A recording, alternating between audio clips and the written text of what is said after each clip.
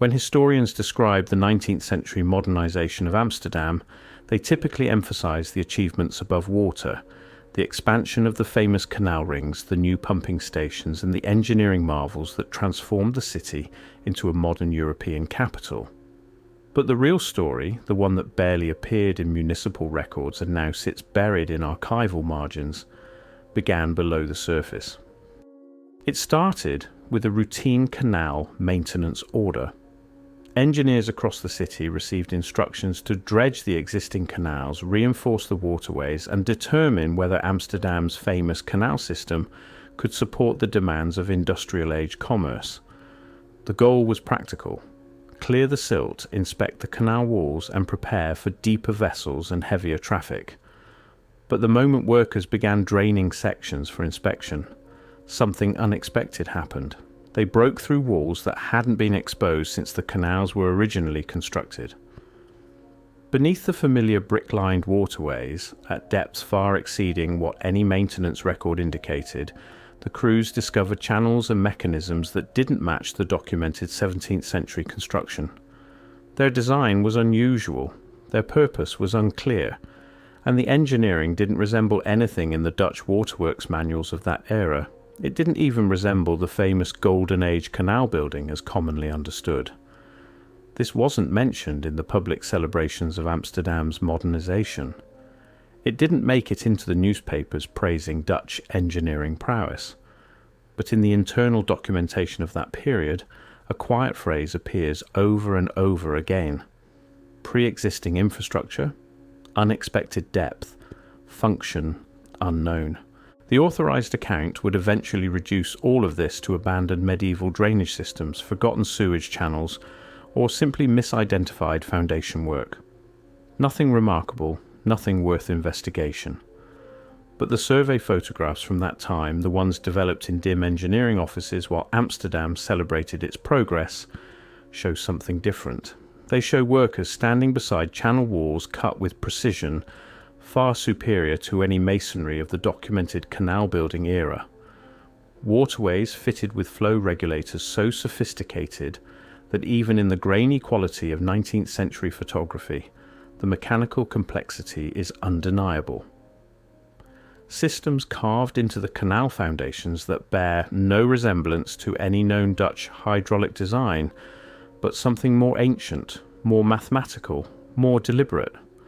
And the deeper they dredged, the more their infrastructure stopped looking like transportation waterways as we understand them, and increasingly looked like something engineered for an entirely different purpose, something that had been repurposed, concealed, and deliberately forgotten.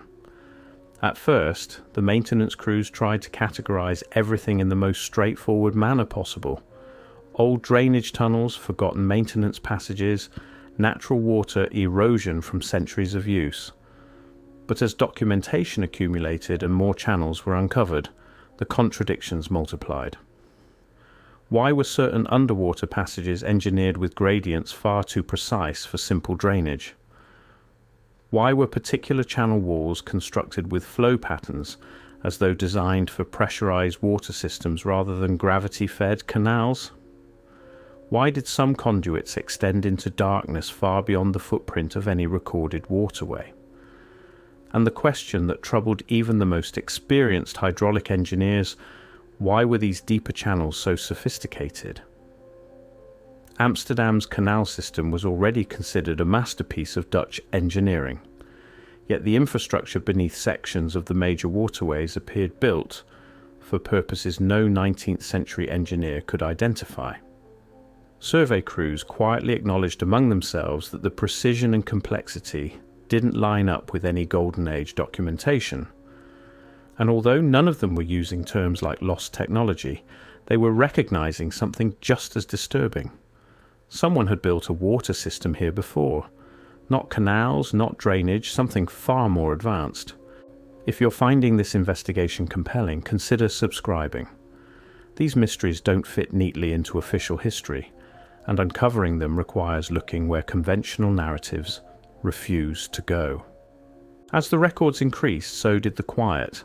Reports became shorter, descriptions turned vague, photographs stopped showing the widest perspectives of the discoveries, and then the dredging sites were partially refilled in the late 1800s, the deeper channels sealed where necessary for stability, and much of what had been exposed was returned to darkness. Only fragments survive: documentation, several photographs, and the subdued accounts of archivists who examined the files before some disappeared. But even from what remains, a pattern becomes visible. Channels too sophisticated for any documented Dutch construction, engineering too precise for the accepted timeline, hydraulic techniques that look inherited rather than invented, infrastructure that seems to belong to an entirely different era of building. When the dredging crews moved past the first recognizable layers beneath Amsterdam's waterways, the assumptions were straightforward. They anticipated discovering 17th century canal foundations, perhaps some medieval drainage work, and scattered remnants from earlier settlements. Nothing unusual, nothing extraordinary. But within weeks that premise disintegrated because rather than a clean sequence of construction phases, the crews uncovered a succession of hydraulic layers that didn't function the way infrastructure of a normal city is supposed to function. The first anomaly was coordination. Each layer, Golden Age canals, medieval foundations, and whatever existed beneath, appeared to follow the same flow patterns, the same geometric grid, the same hydraulic principles. Different eras shouldn't exhibit that. Different builders, different centuries, different technological capabilities. They don't construct in perfect alignment with systems built generations apart. Yet beneath Amsterdam, they did. Channels from one period connected directly to channels buried meters below them. Flow regulators shared the same orientation even when separated by what appeared to be centuries. Conduit walls maintained the same trajectory even when divided by indeterminate time periods. It was as though every generation that ever built on this ground was connecting to an original system, one that no longer appears in any engineering archive. As the workers dredged deeper, the channels became stranger. Beneath the expected brick and timber foundations, they began encountering infrastructure that looked nothing like traditional canal construction. Much larger conduits, much tighter tolerances, configurations that seemed too mathematically precise for anything in Amsterdam's documented timeline. Some passages appeared almost over-engineered, curved channels with perfect hydraulic efficiency, crafted with accuracy that didn't match the capabilities of 17th century Dutch technology. And then came the discovery that confused even the most traditional members of the engineering examination team. Sophisticated flow control mechanisms, metal gates with pressure regulation systems, channel walls with built-in diversion patterns, lower passages with evidence of controlled turbulent flow, regulators with a complexity that only makes sense for managing enormous water pressures. Yet there exists no historical documentation of Amsterdam ever requiring such advanced hydraulic control. No records showing water systems operating under pressures that would necessitate this kind of engineering. Nothing that accounts for why substantial sections of the deepest infrastructure appear as though they were designed to manage water as an energy transmission medium rather than a transportation route. Survey photographs captured in the 1800s demonstrate this clearly. Workers positioned beside channel mechanisms so complex that the men appear primitive by comparison. Gates engineered so precisely that even contemporary hydraulic engineers examine the archival photographs in amazement. Flow patterns and pressure chambers that resemble modern hydroelectric systems far more than anything 17th century Amsterdam is credited with. But the most troubling detail was not what surfaced in the photographs. It was what failed to surface in the municipal archives. The authorized reports composed in the years following the modernization barely reference these characteristics. Certain illustrations exclude the deepest channels altogether. Particular layers of infrastructure are described with indefinite terminology like earlier waterworks or foundation elements, even though the photographs demonstrate they were far more sophisticated than that. The silence is difficult to overlook. Because if these deeper systems genuinely belong to recognized historical periods, why weren't they documented in detail? Why weren't the exceptional hydraulic mechanisms recorded thoroughly? Why were the photographs scattered across different municipal departments instead of compiled into a single engineering document? Even certain channel surfaces presented concerns: walls too smooth, gradients too precise, flow patterns too consistent, marks that appeared less like hand-cut stone and more like precision boring. Boring that, based on the conventional chronology, didn't exist when those channels were presumably constructed. What the dredging crews uncovered were systems that didn't match Golden Age engineering, didn't match medieval waterworks, and didn't even match one another in any traditional sense. Instead, they constituted a peculiar hydraulic vocabulary, one that appeared to originate from multiple periods, yet somehow remained integrated, coordinated, and impossibly exact. The initial surprise arrived with the channels themselves. These weren't simple drainage tunnels or basic canal feeders. They were geometrically optimized waterways, passages shaped with hydrodynamic efficiency, curves that maintained perfect flow characteristics across their entire length, and junction chambers arranged with precision, almost like the remnants of a master hydraulic network that no longer exists in any repository. Certain channels were sealed completely, filled with sediment so compact that workers assumed they had reached natural clay layers. But once cleared, they disclosed interiors that appeared undisturbed since the moment they were closed. Smooth walls, precision-cut stone, and engineering configurations that generated more questions than solutions. And then arrived the feature that still confounds researchers today: the massive circular pressure chambers. Formerly, they were subsequently identified as old well systems or cisterns, but nothing about them corresponds to typical water storage or well construction. These were too symmetrical, too deep, and too perfectly engineered, as though they were designed with tools capable of creating pressure-rated vessels. Some chambers were vast enough to hold thousands of gallons under pressure, others contained internal baffles, almost like surge tanks or pressure regulation systems. Workers from the 1800s described them in personal correspondence as engineered vessels, not storage, but components with a hydraulic function, though nobody could specify what that function could have been. Another peculiarity emerged in the orientation of certain water channels. These were not simply following gravity or the natural water table. Many were positioned at angles that made no hydraulic sense for drainage, ascending sections, pressure-rated climbs, or configured to force water upward through what appeared to be sealed systems. It generated an unsettling possibility. The canals above ground may not merely rest on natural waterways, they may rest on something substantially larger, a pressurized water distribution system whose scale was never documented, never taught, and never explained in the authorized history of Amsterdam. The deeper the workers dredged, the stranger the discoveries became. Channel sections appeared with completely uniform dimensions. Certain surfaces were polished smooth, almost frictionless. Others displayed precision-cut flow deflectors so exact that contemporary engineers still debate about what tools could have created them. But the discovery that produced the most bewilderment was the metal embedded inside the channel walls.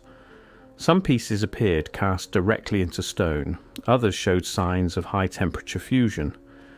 Yet they were located in layers supposedly constructed centuries before Amsterdam possessed such metallurgical capability. The authorized explanation provided subsequently later repairs medieval reinforcement work. But that does not account for why the metal appears integrated into the original construction, not added later, not retrofitted, but incorporated as though the channels were designed around a metal framework. That variety of construction demands capabilities far exceeding Golden Age technology, far exceeding medieval engineering, and far exceeding anything documented in Dutch history. Shortly following these discoveries, something peculiar started occurring. Channels were resealed, passages were backfilled, deep sections of the sites were isolated from continued investigation. Some of this was formally designated as structural safety concerns necessary to prevent undermining the canal walls during the modernisation work. But the choices about which channels to reseal first and which sections to bury permanently generated subdued questions among witnesses. Because the passages that were closed promptly were invariably the ones that challenged the authorised narrative the most. The pressure chambers, the upward flowing channels, the metal reinforced sections, the precision cut conduits that appeared to extend far beyond the canal system. These passages were possibly the most enigmatic discovery of all. They weren't random tunnels, they were components of a systematic configuration, a grid of waterways that appeared less like drainage and more like a hydraulic transmission network.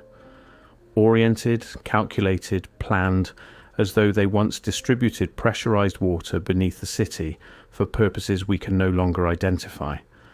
And yet, almost as quickly as they were uncovered, many were resealed. Their openings blocked, their purpose unexplored, their presence quietly eliminated from later municipal charts.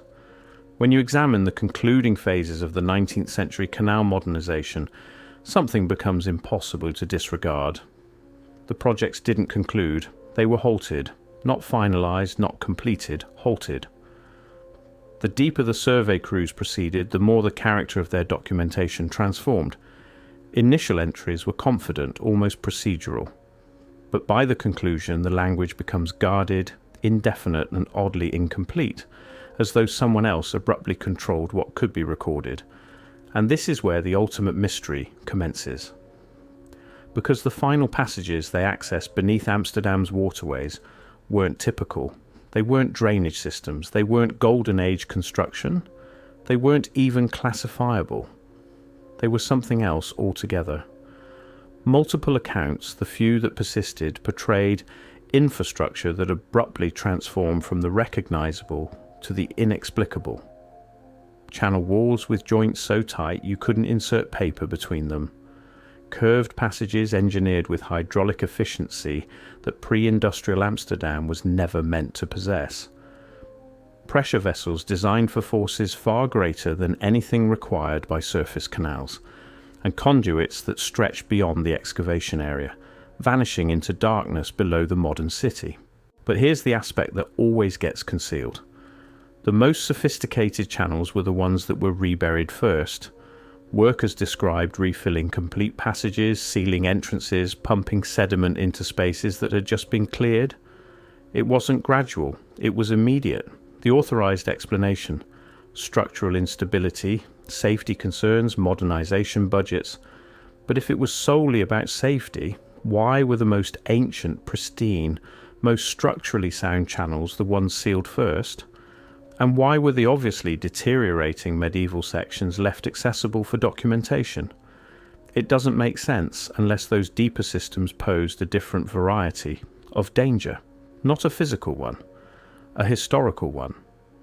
Because if the infrastructure below Amsterdam's canals genuinely displayed hydraulic engineering beyond 17th century capability, and if certain passages didn't correspond to any documented construction period at all, then the complete accepted narrative of Dutch engineering history starts to crumble. Imagine what it would signify if a modern city's famous canal system was constructed on top of something far more advanced, something engineered, something we didn't build. Imagine what it means if the foundations weren't natural waterways but purposeful attempts by later generations to repurpose or conceal what preceded. And perhaps that is why the 19th century discoveries were quietly reburied, not to safeguard the infrastructure, but to safeguard the narrative. The remaining photographs convey their own story, workers positioned next to channels that appear almost contemporary in design. Pressure chambers that resemble industrial hydraulic systems, flow mechanisms too sophisticated for their presumed age. These aren't the varieties of discoveries historians prefer to explain. They're the varieties they prefer not to discuss at all. And that brings us to the ultimate question. Why was the deepest evidence, the most sophisticated infrastructure, the most advanced hydraulic systems sealed away again? Because when you step back, the configuration becomes apparent. The precision channels were buried, the pressure chambers were buried, the metal reinforced conduits were buried, the upward flow passages were buried, the unexplained junction systems were buried, and even portions of the photographic documentation vanished, almost as though the modernization had inadvertently disclosed a chapter of history that wasn't meant to emerge. A chapter more ancient than the Golden Age, more ancient than the medieval period, more ancient than the narrative we were provided. And for one brief moment in the 1800s, the waters receded sufficiently to reveal it, but rather than examining it, they covered it again, sealed it, backfilled it, forgot it, or feigned to. Because if Amsterdam's legendary canals flow above a hydraulic system built by a civilization we no longer recognize, then the genuine question is not what was discovered in the 19th century. It's what else remains beneath the waterways of the world. What other cities, what other channels, what other networks were quietly sealed long before anyone thought to photograph them. The Amsterdam Canal Modernization wasn't merely an infrastructure upgrade, it was a glimpse, a brief inadvertent glimpse into a version of history we were never intended to witness. And now that glimpse is your clue, your map, your invitation to question everything we think we know about how our world's water systems were really built. Because if this is what survived under one canal network, imagine what still flows in the darkness beneath the rest. Thanks for watching, and if you found this interesting, well, there are a lot more cities with stories like this. Maybe I'll see you in the next one.